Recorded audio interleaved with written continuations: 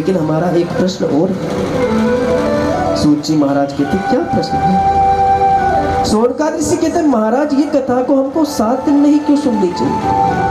क्या 8 दिन नहीं सुन सकते? क्या 6 दिन नहीं सुन सकते? ये कथा की परंपरा 7 दिन की किसने प्रारंभ की और क्यों प्रारंभ की और कब प्रारंभ हुई?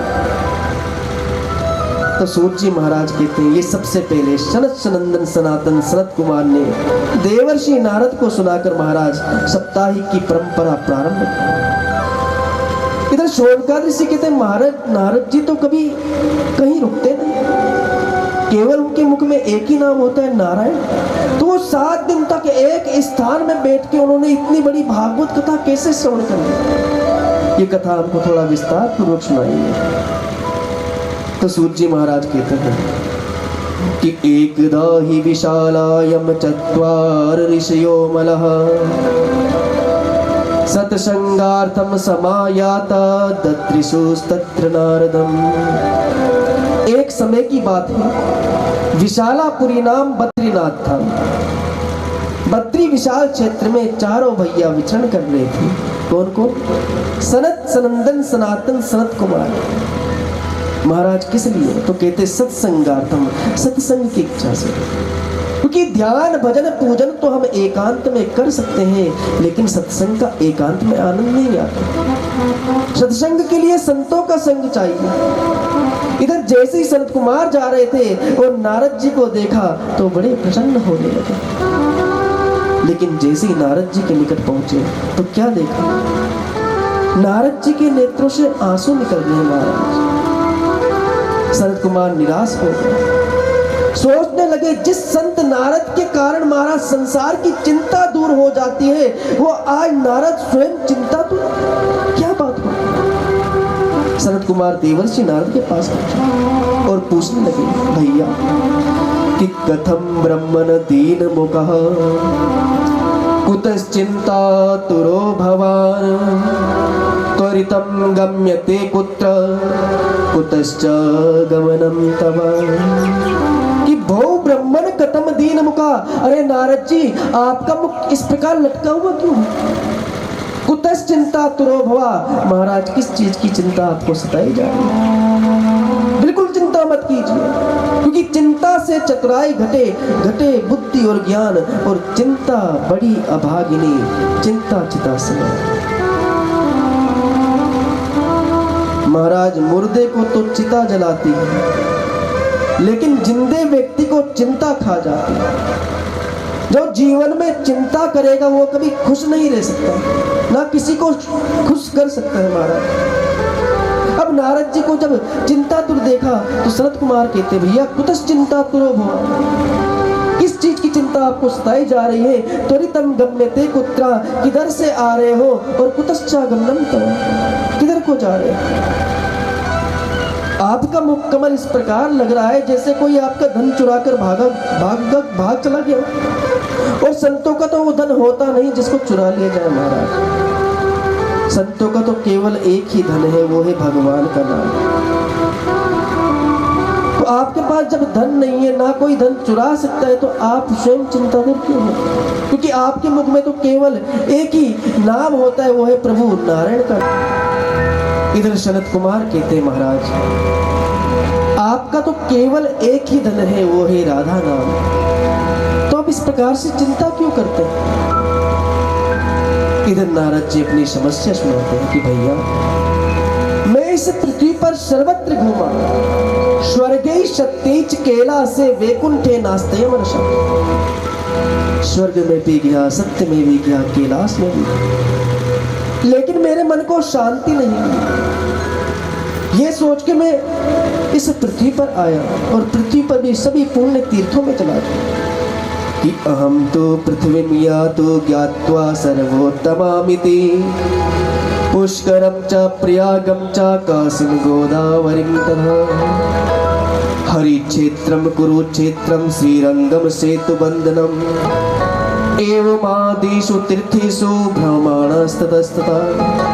अहम तो पृथ्वी यातु, मैं इस पृथ्वी पर आया सत्संग के लिए, शांति के लिए। और सर्वत्र घूमा, पुष्करम चा प्रयागम चा कासिम गोदावरीम तथा हरि क्षेत्रम कुरुक्षेत्रम, लेकिन मेरे मन को कहीं शांति नहीं। मैंने सोचा क्यों ना संतों के पास जाऊं, संतों के पास जाकर क्या पता मुझे शांति मिले। लेकिन पाखंड निरता संत, सभी संत महाराज पाखंड परायण होते चले जा रहे। संतों की महाराज परिभाषा ही बदल गई। पहले के समय में जो संत होते थे उनको ना ही घर से मतलब था, ना ही धन से मतलब था। लेकिन अब के संत महाराज जितना धन बेवह बढ़े उतनी मान प्रतिष्ठा बढ़ती। पहले के संत जो होते थे महाराज अपने नाम के अनुसार, करपात्री जी महाराज, जिन्होंने अपने कर को ही महाराज पात्र बना लिया। कर मतलब हाथ और पात्र मतलब इसी में लेते, और यदि कुछ मिल गया तो खा लेते। लेकिन अब के संत महाराज बाल ब्रह्मचारी नाम रखा हुआ है, और बालक महाराज 10-10 नाम रखा है मौनी बाबा, और दिन भर महाराज केवल वार्तालाप ही वार्तालाप। नाम रखा है त्यागी जी महाराज, और बड़ी बड़ी कोठियां हैं।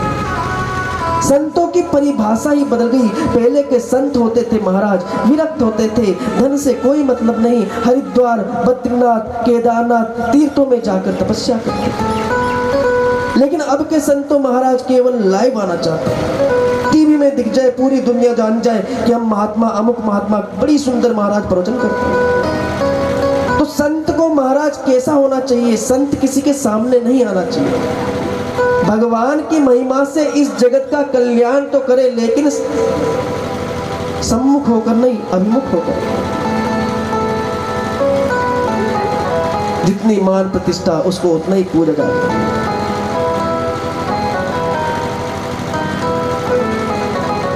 इधर नारद जी कहते भैया मैं संतों के पास गया, लेकिन पाखंड निरता संत, सभी संत पाखंड परायण होते चले गए। मैंने सोचा क्यों ना गृहस्थों के यहाँ जाऊं, तो गृहस्थों के यहाँ भी बड़ी भारी विडंबना है महाराज। और वो विडंबना कैसी है? तो सूत जी महाराज कहते हैं कि तरुणी प्रभु तागे श्याल को बुद्धिदायका, कन्या विक्रय बाद दंपति नाम च कलकनम। हर घर में महाराज राज है, किसका राज है? सुंदर सुंदर बहुओं का। तरुणी प्रभुतागे है, ये हम नहीं कह रही है, भागवत महापुराण कह रही है। व्यास जी ने कब लिख दिया कि तरुणी प्रभुतागे है, राज किसका है? महाराज बहुओं का। और श्याल को बुद्धिदायका, बुद्धि पिताजी की नहीं ली जाती, बड़े भाई से कुछ नहीं पूछा जाता, माता पिता से कोई कुछ नहीं पूछता, अपितु श्याल को बुद्धिदायका, बुद्धि का प्रयोग साले साहब की। और कन्या विक्रयो लोभा, कन्याओं में महाराज क्रय विक्रय हो रहा है, संबंध नहीं अपितु सौदे हो रहे हैं। हमारा लड़का इतना पढ़ा हुआ है, ये बताओ आप अपनी लड़की को क्या दोगे? तो वो विवाह हो रहा है, अरे वो तो सौदा हो रहा है। तुमने अपने लड़के में भैया 20 लाख खर्च किए हैं, तो अपनी लड़की को 50 लाख देके तुम्हारे घर की बहू बनाएंगे। तो संबंध नहीं, वो सौदा है।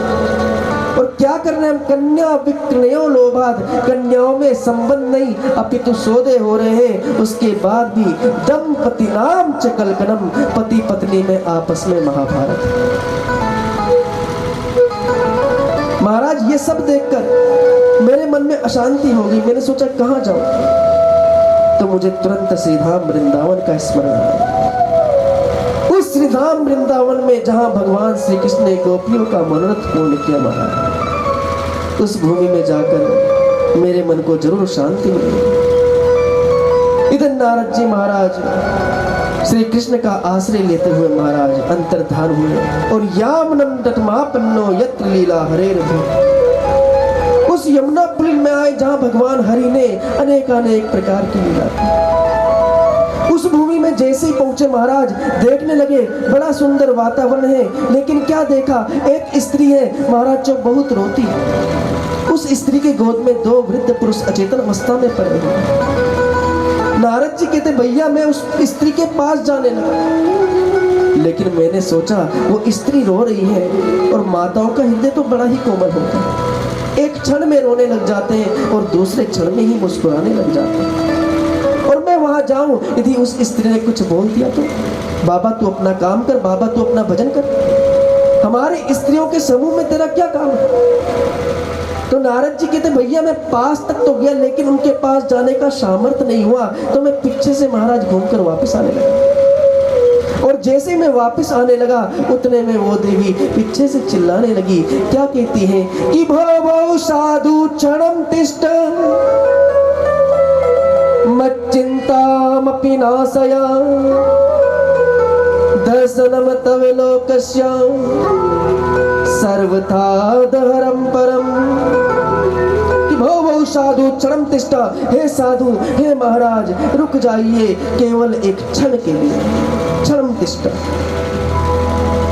घंटे नहीं मांगे, मिनट नहीं मांगा, केवल क्षण मांगा, क्योंकि अन्न का कण और संत का क्षण बड़ी मुश्किल से प्राप्त होता है और हम उस क्षण को व्यर्थ में निकाल देते हैं। तो भक्ति देवी कहती क्षणम तिष्ठा मत चिंता अपन्यासया, महाराज मेरी चिंताओं का नाश कीजिए, दर्शनम तव लोकस्य, आपके दर्शन मात्र से सर्वथा धर्म सभी के